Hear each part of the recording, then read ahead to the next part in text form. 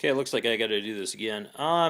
This is the naughty alder doors that'll go throughout the house. I'm going to change everything out from this white, plain white, to this naughty alder, and of course I'm going to stain it. Now the floor is done. The concrete is now cured and set. As if you remember, I buried all the heating loops inside that concrete, and that's what those boards are. They're just holding the level of the concrete. So everything, I'm going to keep the vents. That's going to be for cooling and no longer for heating. Right now it does both, but with the geothermal system in, that's going to be for cooling. And this is the place I'm going to put my toilet. I had to raise that flange because it was, remember, the whole floor came up 5/8 of an inch. So what I did is I unscrewed it and then pried it up a little bit and then put boards under it. You can see one right there, just to give it that space, and then I reattached it back down so I don't have to use a big thick wax ring on that. And the doorway where that naughty alder door is going to go is right there, and obviously that's going to be the next one that's going to get replaced. And this is the rest of it. That one I just pulled off. It's going to, like I said, it's going to get replaced too.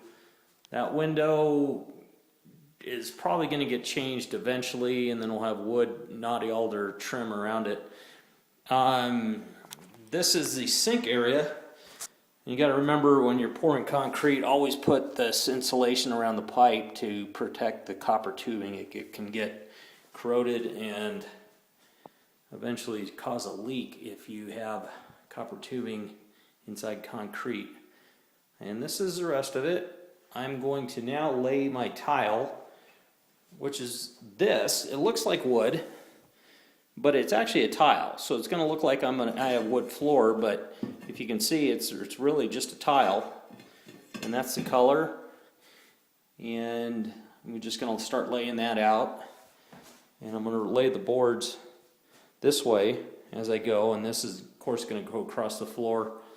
And that's my shower stall. If you remember, there's my steam nozzle. The controller for it is right up here. I got my 6 body massagers and then a spray nozzle. And in my head, I had to do some special custom making to get the plumbing on the outside. You can see it comes on the outside of the panel, and then I had to do some special attachments to get it through. And you can see what it looks like on the inside. It's got the spray nozzle and the regular head. And last time I showed you how that the shower heads light up, so I'm going to show you this time how they light up, and then they change colors. You know, mine does the same thing. If you turn them on, they'll turn blue when the water is cold, and then they change colors as the water starts changing colors as the water starts heating up.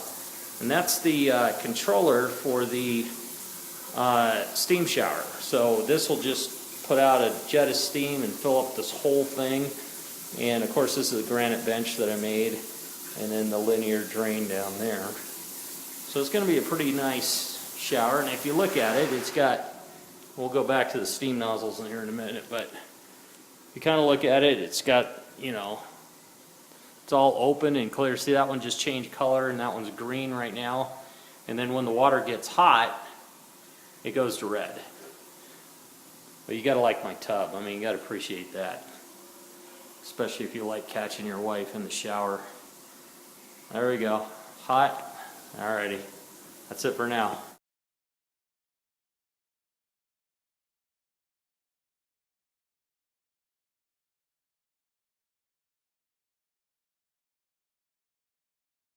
Closers.